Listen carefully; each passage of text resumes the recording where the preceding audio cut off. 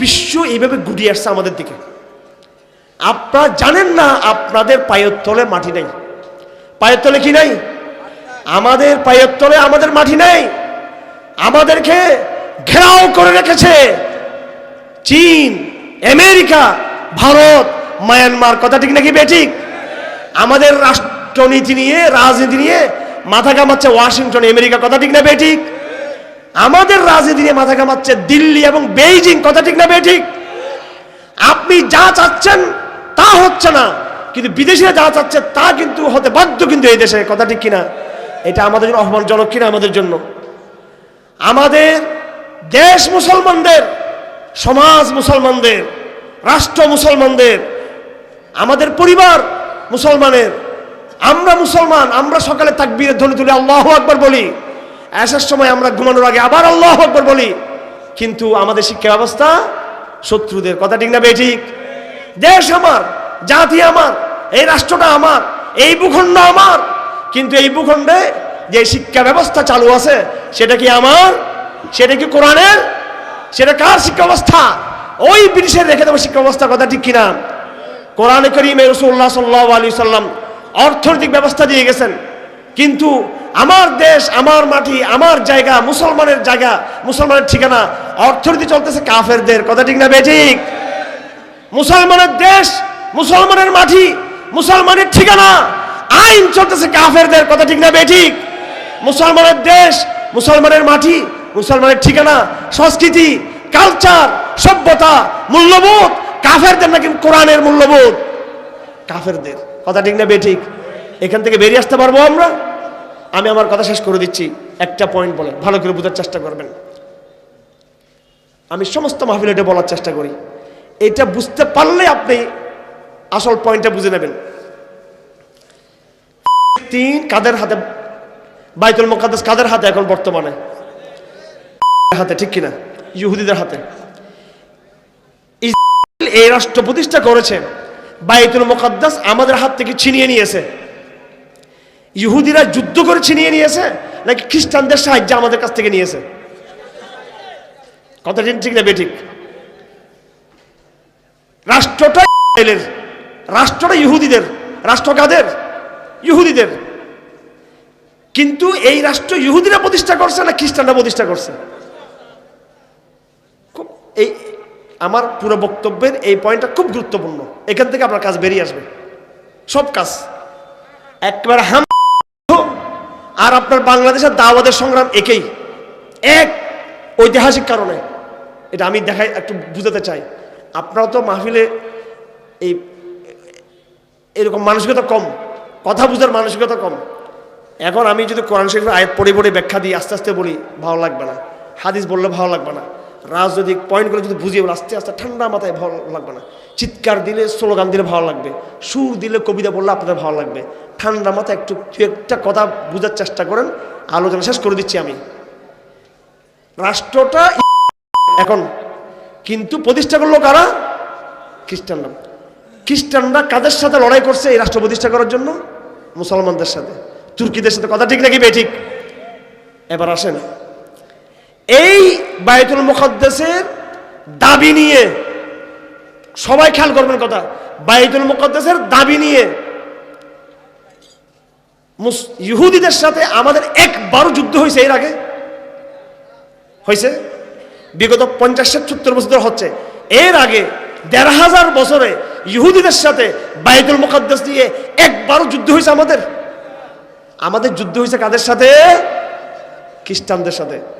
ঠান্ডা মাথায় বুঝবেন, খুব জরুরি কথা, একেবারে রাষ্ট্রবিজ্ঞানের কথা। আমার এই থিওরি দিয়ে ঢাকা বিশ্ববিদ্যালয়ের ইতিহাস পাল্টে যাবে একেবারে। বুঝে আসছে? কারণ আমি হইলাম মোল্লা, এগুলা ওই ইতিহাস মোল্লা আমি, বুঝলেন? ওই তাগুতের আমেরিকা, ইউরোপের তৈরি করে ইতিহাস আমি পড়ে আসছি, এই জন্য বলতেছি কথাগুলো। ওদের ঘরে কি আছে আমি জানি, অর্থনীতি, সমাজে সবগুলো আলহামদুলিল্লাহ মোটামুটি দেখার সুযোগ হয়েছে আমার। সব ওদের ঘরে কি কি আছে এটা বুঝে আসে গেলে বলতেছি। এই জন্য আমি বলি যে আমার এক চোখ কোরআনের দিকে, আর এক চোখ হচ্ছে বিশ্ববিদ্যালয়ের প্রত্যেকটা ফ্যাকাল্টি সিলেবাসের বইগুলো দিকে আমার। খুব জরুরি কথা। হামাসের লড়াই, আপনার এখানের লড়াই এক।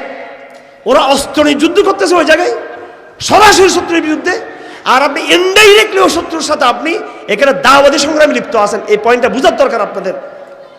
কিভাবে? ইহুদিদের সাথে আমাদের কোনো যুদ্ধ হয়নি। হয়েছে কোনো যুদ্ধ? বারবার যুদ্ধ হয়েছে খ্রিস্টানদের সাথে।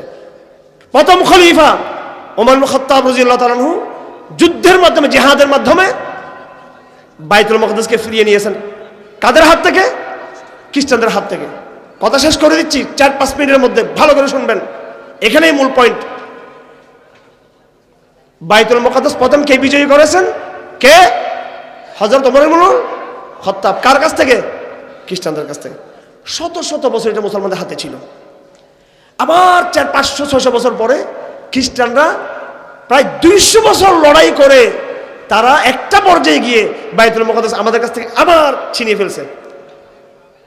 লড়াইটা কার সাথে?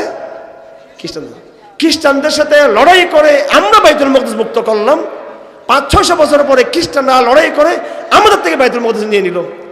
আবার 80 বছর 90 বছর যেতে না যেতে আমরা আবার লড়াই করে আবার খ্রিস্টানদের কাছ থেকে আমরা বাইতুল মুকদ্দাস নিয়ে ফেলছি। কথা বুঝতেছেন?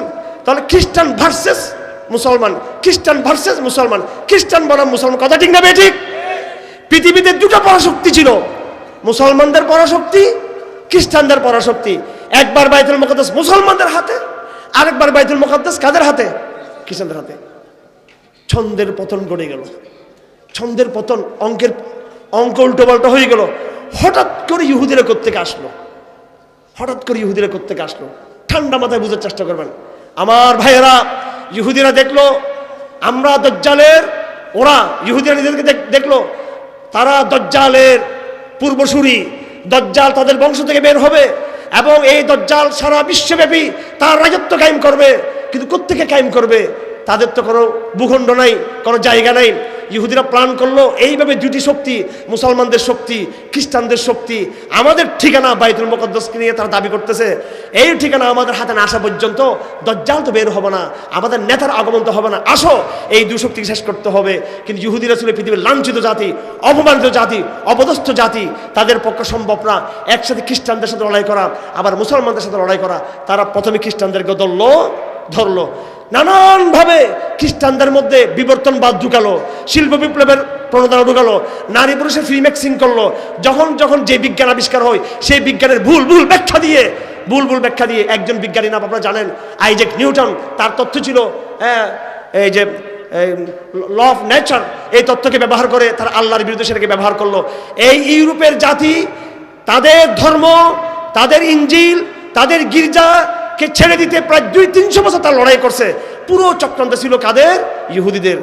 200-300 বছর চক্রান্ত করে এই ইহুদিরা পুরো খ্রিস্টান জাতিকে, খ্রিস্টান জাতিকে একটা নাস্তিক মুরতাদ খ্রিস্টানে পরিণত করে দিল তাদেরকে।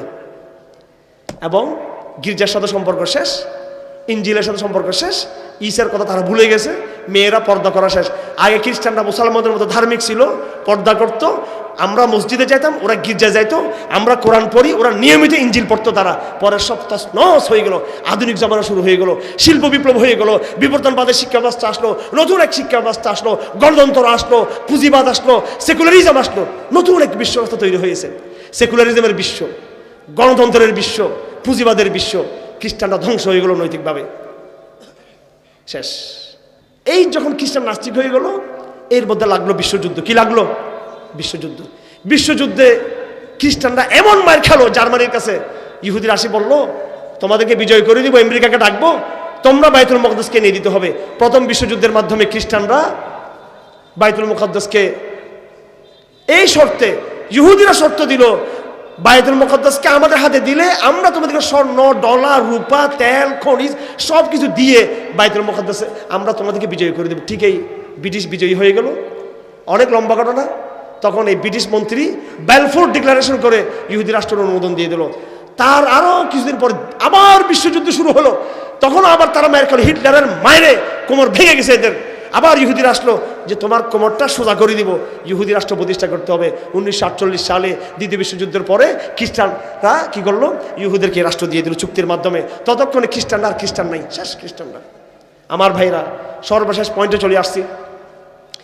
এই ইহুদিরা তাদের চূড়ান্ত চক্রান্তের অংশ হিসেবে তারা এবার যে কাজ করলো সেটা হলো ওই খ্রিস্টানরা যারা মুসলিম দেশ দখল করে আছে, সাম্রাজ্যবাদী খ্রিস্টান, ব্রিটিশ মিশর দখল করে আছে, সৌদি আরব দখল করে আছে, এবং বাংলাদেশ, হিন্দুস্তান, পাকিস্তান দখল করে আছে।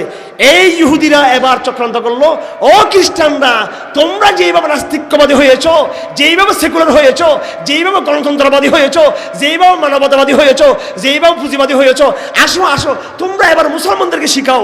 এই দেশে খ্রিস্টানরা চলে গেল, সাম্রাজ্যবাদ শেষ হলো, তারা গণতন্ত্র রেখে গেল, পুঁজিবাদ রেখে গেল, সেকুলারিজম রেখে গেল, নাস্তিক্যবাদ রেখে গেল, বিজ্ঞানের ভুল ব্যাখ্যা তারা রেখে গেল।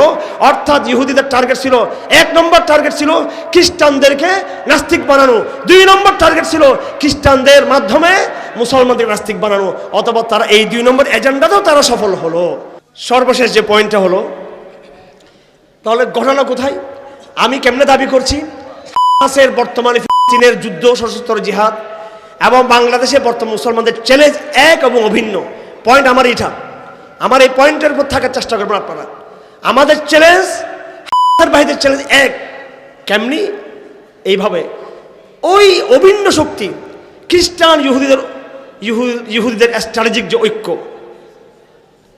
খ্রিস্টান ইহুদিদের, প্রথমে ইহুদিরা চক্রান্ত করে প্রায় 200-300 বছর লাগছে তাদের এই চক্রান্ত করতে, তাদের রেনেসার মাধ্যমে পুরো নাস্তিক প্রজন্ম তৈরি করে। এটা কি অবাক করার মতো বিষয় না? যেই খ্রিস্টানরা 200 বছর লড়াই করলো ক্রুসেড যুদ্ধ, কি যুদ্ধ? ক্রুসেড যুদ্ধ, বাইতুল মুকাদ্দাসকে পাওয়ার জন্য। সেই বাইতুল মুকাদ্দাস খ্রিস্টানরা America, Britain, France, Germany, Poland, normally তারা এটা ইহুদিদেরকে দিয়ে ফেলতেছে। সেটা আশ্চর্যের বিষয় কিনা এটা? যেই বাইতুল মুকাদ্দাস পাওয়ার জন্য সালাহউদ্দিন আইয়ুবীর সাথে এত সংগ্রাম করলো, এবং সর্বশেষ 300 বছর আগ পর্যন্ত, 200 বছর আগ পর্যন্ত অনেক চক্রান্ত করছে খ্রিস্টানরা, তুর্কি সাম্রাজ্যকে ধ্বংস করতে চাইছে শুধু বাইতুল মুকাদ্দাসকে ফিরে পাওয়ার জন্য। সেই দাবি তারা বাদ দিয়ে ওই জায়গায় তাদের ভাইকে তারা বসিয়ে দিল, নিজেরা দাবি না করে। কেন? যেহেতু তারা নাস্তিক হয়ে গেছে। কি হয়ে গেছে? নাস্তিক খ্রিস্টান। এখন দেখেন ঘটনা কি, যেমনি ভাবে তারা এই দাবি বাদ দিয়েছে, ঠিক মুসলমানদেরকে তারা নাস্তিক বানিয়ে ফেলছে এখন শিক্ষা ব্যবস্থার মাধ্যমে। আমার ভাইয়েরা, সমগ্র মুসলিম বিশ্বে অভিন্নভাবে বাংলাদেশ, পাকিস্তান, সৌদি আরব, মিশর, সমস্ত মুসলিম বিশ্বে যেই সংকটের মূল জায়গা তারা তৈরি করেছে সেটা হলো আধুনিক শিক্ষা ব্যবস্থা। আধুনিক শিক্ষা ব্যবস্থা বর্তমান জাহেলিয়াতের প্রধান দরজা, এদিক থেকে সব সমস্যা। এখান থেকে তাদের নাস্তিক্যবাদের প্রকল্প, সব নাস্তিক তৈরি হবার কারখানা কিন্তু এই জায়গা থেকে। সবাই না, মোটামুটি ইসলাম ব্যাপার কনফিউজড। এখন কি হচ্ছে ঘটনা? 2023 সাল, এটা 2023 সাল, 2019 সাল থেকে 2023 সাল, 1919 এবং 20 সাল থেকে 19 শতাব্দী শুরু করে 2000 শতাব্দী পর্যন্ত, প্রায় বিগত 121 বছর পর্যন্ত পৃথিবীর যে ঘটনাগুলো, সেই ঘটনাগুলো হলো কি? সেই ঘটনা হলো একই সূত্রে গাথা। ভালো করে খেয়াল করবেন। প্রথম বিশ্বযুদ্ধ, দ্বিতীয় বিশ্বযুদ্ধ, বাইতুল মুকাদ্দাসের পতন, জাতিসংঘের প্রতিষ্ঠা, বাংলাদেশ, পাকিস্তান, মিশর, সৌদি আরবে শিক্ষা ব্যবস্থা চালু, এক এবং অভিন্ন ঘটনা। আমি এটা বলতে চাচ্ছি, যে সময় জাতিসংঘ প্রতিষ্ঠা হলো, যে সময় দ্বিতীয় বিশ্বযুদ্ধ বন্ধ হলো, যে সময় ইসরায়েল রাষ্ট্র প্রতিষ্ঠা হলো, একই সময় সেম ওই টাইমে কিন্তু আমরা বিদেশিরা চলে গেল, তারা আমাদেরকে একটা নতুন একটা ব্যবস্থা, গ্লোবাল অর্ডার দিয়ে গেল। সুতরাং বাংলাদেশে যেই শিক্ষা ব্যবস্থা, যেই বর্তমান গ্লোবাল অর্ডার তারা আমাদেরকে চাপিয়ে দিয়েছে, সেই সাংস্কৃতিক শিক্ষার জাহেলিয়াত, রাজনৈতিক জাহেলিয়াত, অর্থনৈতিক জাহেলিয়াত, এই ব্যাংকিং ব্যবস্থা এবং রাষ্ট্র প্রতিষ্ঠা একটা জায়গা থেকে হয়েছে, এক জায়গা থেকে এক চক্রান্ত। সুতরাং এখন মুজাহিদদের কথা হলো এই গ্লোবাল অর্ডারকে ভাঙতে হবে। কথা ঠিক না বেঠিক? যতক্ষণ সাপের মাথা জিয়ে থাকবে, আপনি লেসের যত আপনি আঘাত করেন, কোনো ফায়দা হবে না। বর্তমান আমাদের বাংলাদেশে যে জাহেলিয়াত শিক্ষা ব্যবস্থার, সেম মিশরে, সেম আলজেরিয়াতে, সেম তিউনিসে, লিবিয়াতে, সৌদি আরবে একই ব্যবস্থা, সব জায়গায় একই ব্যবস্থা। তাদের চাপিয়ে দেওয়া গোলামী ব্যবস্থা, গোলামী অর্থনীতি, গোলামী শিক্ষানীতি, গোলামী সংস্কৃতি, এবং তাদের এই চাপিয়ে দেওয়া ঐক্যবোধ, তাদের বাইতুল মুকাদ্দাসের উপর যে রাষ্ট্র, তাদের চাপিয়ে দেওয়া, ওখানে ডাইরেক্ট তারা ইহুদিদেরকে চাপিয়ে দিয়েছে, আর এখানে তারা হয়তো ইহুদিদেরকে চাপিয়ে দেয় নাই, কিন্তু এখানে তারা একটা ব্যবস্থাকে চাপিয়ে দিয়েছে। সুতরাং আমার লড়াই এক কিনা, এখন এক কিনা। আল্লাহ পাক সুবহানাহু ওয়া তাআলা আমাদের তৌফিক দান করুন। গ্লোবাল শক্তিকে চেনার তৌফিক দান করুন। এই গ্লোবাল গুন্ডামি আমেরিকার নেতৃত্বে, ব্রিটিশ নেতৃত্বে যেটা হচ্ছে, যতক্ষণ এই শক্তি দুর্বল হবে না ততদিন ওই সমস্ত ইউরোপিয়ান রাষ্ট্রে ইসলাম কায়েম হওয়া দূরের কথা, আমাদের এখানেও কোনো দিন আপনি ইসলামী খেলাফতকে নিরাপত্তার সাথে আপনি কায়েম করতে পারবেন না। আসুন আমার ভাইয়েরা, বর্তমান সময়ের বার্তা বোঝার চেষ্টা করি, আন্তর্জাতিক কুফফার শক্তিকে যে কোনো উভয়ে তাদেরকে দমানোর চেষ্টা করি। তার জন্য বাঙালি মুসলমানকে যে কাজ করতে হবে, নিজের ঘর ঠিক করতে হবে। এখান থেকে আপনি লাভ দিয়ে তো আমেরিকা যেতে পারবেন না, লাভ দিয়ে আপনি হামাস যেতে পারবেন না, লাভ দিয়ে আপনি আফ্রিকা যেতে পারবেন না। নিজের ঘরকে ঠিক করুন। এই শিক্ষা ব্যবস্থার পরিবর্তন চাই আমরা, এই অর্থ ব্যবস্থার পরিবর্তন চাই আমরা, এই রাজনীতি ব্যবস্থার পরিবর্তন চাই আমরা। রসুল যেটা ঘোষণা দিয়েছিলেন, সকল জাহিলিয়ত আমার পায়ের তলে, আজও ঘোষণা দিতে হবে সকল জাহিলিয়ত পায়ের তলে দিয়ে নতুন ইসলামী ব্যবস্থা আমাদের আনতে হবে। বোঝাপড়ার মাধ্যমে, আলাপ আলোচনার মাধ্যমে, প্রতিবাদের মাধ্যমে, লড়াইয়ের মাধ্যমে, সংগ্রামের মাধ্যমে এই যুদ্ধে আমাদেরকে জয়ী হতে হবে। আমাদেরকে এই যুদ্ধে জয়ী হতে না পারলে, আজ দাওয়াতের মোটিভেশন গ্রহণ না করলে, আজকেই আকীদার যদি মোটিভেশন গ্রহণ না করি, আজকেই যদি আমি যুদ্ধের ম্যাপ যদি তৈরি করতে না পারি, আগামী দিনে দুটো জিনিস হবে, হয়তো মুনাফিক হয়ে মরবেন, মোরতাদ হয়ে মরবেন, কিংবা আপনার কল্লা কেটে যাবে, আপনার একদম মেরে ফেলবে, আপনাকে ধ্বংস করে দিবে আপনাকে। আর কোনো উপায় নেই, রাস্তা একটাই, সহি দাওয়াতের পথে আসতে হবে, সহি মানহাজের পথে আসতে হবে। নতুনভাবে আমাদের সংঘবদ্ধ হবে, নতুন এজেন্ডা নিয়ে, নতুন পরিকল্পনা নিয়ে। সেই পরিকল্পনা হবে আন্তর্জাতিক গ্লোবাল অর্ডারের বিপরীত ইসলামিক নিউ ওয়ার্ল্ড প্রতিষ্ঠা করা। সে প্রতিজ্ঞা অনেক বুদ্ধির দরকার, অনেক কাজের দরকার, অনেক হিম্মতের দরকার, অনেক মোটিভেশন দরকার। আপনারা তো জানেন, পুরো বাংলাদেশে আমরা আলহামদুলিল্লাহ কাজের সুযোগ পাচ্ছি। প্রশাসনকে ধন্যবাদ জানাই, ওনাদেরও একটা অংশ অবশ্যই ইসলামের প্রতি সিম্প্যাথি আছে। অবশ্যই আমার কথা স্পষ্ট, কেউকে তেল মারার অভ্যাস আমার নাই, ঠিক আছে? বাস্তবে হলো একটা অংশ ইসলামকে ভালোবাসে, আর একটা অংশের মধ্যে একটু চুলকানি আছে আবার, ঠিক কিনা? সুতরাং যে অংশে আমি 3 ভাগে ভাগ করি, বুঝছেন, এদেরকে 3 ভাগে ভাগ করি।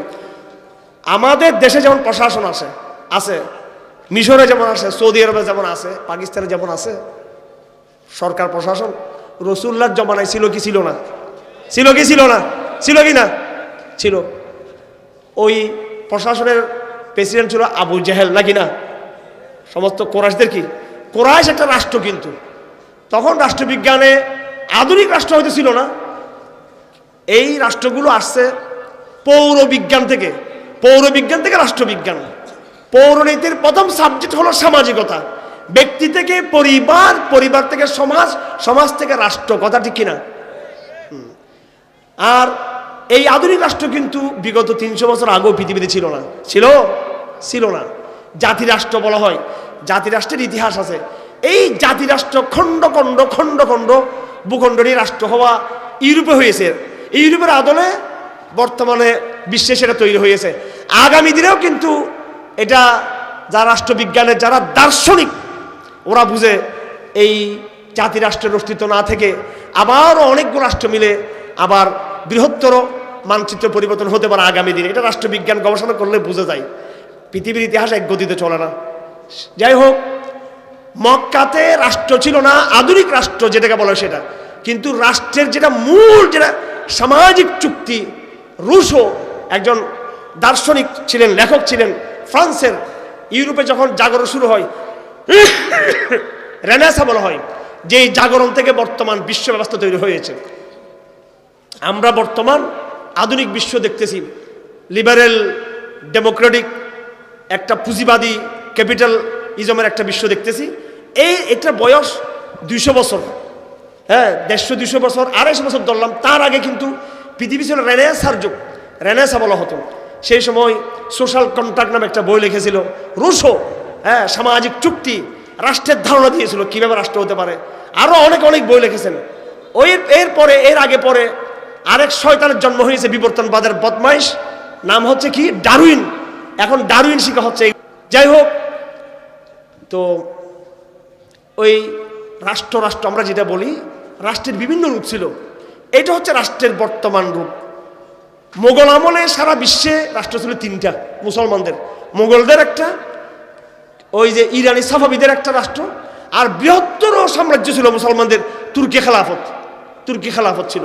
এই 3টা ছিল ভূখণ্ড মুসলমানদের। সবচেয়ে বড় ভূখণ্ড ছিল তুর্কি খেলাফতের। যাই হোক, মক্কা কাফের রাষ্ট্র, দারুল হারব, এই রাষ্ট্রে রসুল্লাহ মেহনত করছে। রাষ্ট্রের রসুল্লাহ চাচাদের মধ্যে 3 চাচা, হামজা ইবনে আব্দুল মুত্তালিব, কথা ঠিক কিনা? আবু তালেব ইবনে আব্দুল মুত্তালিব আর আবু লাহাব। আবু লাহাব রসুলের চাচা ছিল। তো আমি বললাম আমাদের দাওয়াতি কাজের পিছনে স্বীকার করতে হবে, কৃতজ্ঞতা করতে হবে, সরকার প্রশাসন একটা অংশ কি করে আলেম ওলামা, হেফাজত, চরমুনাই, তবলিগ, আংশিক আহলে হাদিস, দ্বীনি মেহনতের সাথে কেউ না কেউ কোনোভাবে জড়িত। সালমান এফ রহমান সাহেব, আমি পরিচয় দিতে চাই না, আমাদের আত্মীয়দের আত্মীয়, যাই হোক, এগুলা সেন্সিটিভ, কার কোন দিকে কি হয়েছে এটা পড়ার দরকার। এইভাবে নামাজ পড়ে, তারপর আমি বলছি খুশি আলহামদুলিল্লাহ নামাজ পড়তেছে, কিন্তু কি পড়তেছে? উনি সালাফি ঘরানার একটা প্রতিনিধিত্ব করে। তো রাষ্ট্রের কেউ না কেউ কোনো না কোনোভাবে ইসলামের সাথে যুক্ত আছে। আবার আরেকটা অংশের একটু চুলকানি করে, ঠিক আছে? যাদের চুলকানি এরা আবার বিবর্তনবাদ ঢুকেতে চায়। কি ঢুকেতে চায়? এরাও আবার আমাদের সাথে চিটাঙে কোনো না কোনোভাবে এদেরকে আমাদের সাথে সম্পৃক্ত। আরেকটা অংশ আছে আবু তালেব, এদিকেও না ওদিকেও না। হ্যাঁ, যাই হোক, হামজা ইবনে আব্দুল মুত্তালিব রসুলের 3 চাচার মধ্যে। আমরা যখন দাওয়াতের কাজ করবো ইনশাআল্লাহ আজিজ, এই প্রশাসনের ভিতরে, এই আধুনিক শিক্ষিত সমাজের মধ্যে যারা বর্তমানে ডিগ্রিধারী আছেন, যারা বিভিন্ন ব্যবসা বাণিজ্যতে লিপ্ত আছেন, যারা বিভিন্ন ক্ষমতার মধ্যে আছেন, নানান শ্রেণীর যারা এলিট শ্রেণী, ব্যবসায়ী, শিক্ষাবিদ, রাজনীতিক, যদি আমরা দাওয়াতের কাজ করি ইনশাআল্লাহ আজিজ হামজা ইবনে আব্দুল মুত্তালিবের মতো দ্বীনের সেপা সালার বেরিয়ে আসবে ইনশাআল্লাহ এখান থেকে, কথা ঠিক কিনা? আমরা কামনা করি সেটা। আর কিছু আবু লাহাবের মতো ভূমিকায় থাকবে, আমাদেরকে কষ্ট দিবে, কথা ঠিক কিনা? আর কিছু থাকবে আবু তালেব, আমাদের মতাদর্শে তারা আসবে না, কিন্তু তার ওই কুফরি জায়গার মধ্যে থেকে সে ইসলামের দিকে একটু সফট অবস্থায় যাবে। এখন কোনো জায়গায় মাহফিলে বাধা হয়, কোনো জায়গায় মাহফিলে বাধা হয় না। কয়েকদিন আগে গেছিলাম এক জায়গায়, আমাকে বলতেছে আমি তো কোনো রাজনৈতিক বক্তব্য, প্রধানমন্ত্রীর নাম জীবনে আমি মুখেও নিই না, ওনার প্রশংসাও করি না আমি, আবার ওনার গালাগালিও করি না আমি, কথা পরিষ্কার, ঠিক আছে? প্রশংসা করি না এই জন্য ওনাকে পুরোপুরি মিল্লাতে ইব্রাহিমে আসতে হবে, সেজন্য প্রশংসা করতে পারতেছি না। আর গালাগালি করি না এই জন্য যেহেতু সেটা নিয়ে আবার ভুল মেসেজ গিয়ে উল্টা আরও যতটুকু চাচ্ছি সেটাও আবার পতিয়ে হয়ে যাবে। আর কি বলতাম মাহফিলে, কোনো বক্তার মাথা খারাপ এভাবে কথা বলা, আমি যেভাবে বলতেছি যাতে পরিষ্কার আপনার মেসেজ নিতে পারেন। কোনো জায়গায় গেলে দেখি যে আমাকে বলে আওয়ামী লীগের লোকরাই আমাদের বহু মাহফিলের আয়োজন, এরা সহযোগিতা করে। হুন্ডাতে দেখি যে ছাত্রলীগের, যুবলীগের এরা দেখি যে হুন্ডাতে আমাদের কি করতেছে, আমাদেরকে রিসিভ করে নিয়ে যাচ্ছে। আবার কোনো জায়গায় দেখি যে এরাই আবার আমাদেরকে বাধা দিচ্ছে, আবার কথা ঠিক না বেঠিক? 2 রকমের চরিত্র পাচ্ছে এখন, 2 রকমের। আমরা চাই আমাদের ভাইয়েরা যারা যেখানে আছে সবাই যেন আমাদের দ্বীনের পক্ষে সহযোগী হয়ে যাক, কথা ঠিক কিনা? যেহেতু বিয়ের সময় তো আমরা এক ছিলাম, ঠিক কিনা? বিয়ে যখন পড়াই ইমাম সাহেব তখন আমরা সবাই এক, পুরো জাতি ঐক্যবদ্ধ, ঠিক কিনা? বিয়ের অনুষ্ঠানে কোনো আওয়ামী লীগ, বিএনপি, হেফাজত, জামাত কিছু থাকে? সব তো তখন এক। আবার জানাজার মধ্যে আমরা এক হই, ওই সমস্যা। আবার যখন আজান দেয় তখন আমরা সব এক থাকি। যারা যখন বাচ্চা জন্ম হয় আল্লাহু আকবার, তখনও আমাদের কোনো পরিচয় নেই, দলীয় পরিচয় নেই। যখন মা বাবার বিয়ে হয় তখনও দলীয় পরিচয় নেই, যখন জানাজা হয় তখনও দলীয় পরিচয় নেই। এই 3টা জায়গা, কথা ঠিক কিনা? তা আমরা যদি আমাদের জানাজার মধ্যে দলীয় পরিচয় না থাকে, আমাদের জন্ম হওয়া বাচ্চার আজানের সময় যদি দলীয় পরিচয় না থাকে, আমাদের মা বাবার বিয়ের সময় যদি দলীয় পরিচয় না থাকে, তাহলে আমরা আমাদের রাষ্ট্র, রাজনীতি, অর্থনীতি, শিক্ষা কোনো জায়গায় বিভক্তির দরকার আছে আমাদের, নাকি আমরা ঐক্যবদ্ধ হতে চাই? আমরা সবাই মিলে আমরা তৌহিদের পতাকা তোলে। কিসের পতাকা তোলে? নাকি জাতীয়তাবাদের তোলে? তৌহিদের পতাকা তোলে, ঐক্যবদ্ধ হতে চাই। যাই হোক, কথা লম্বা হয়ে গেছে।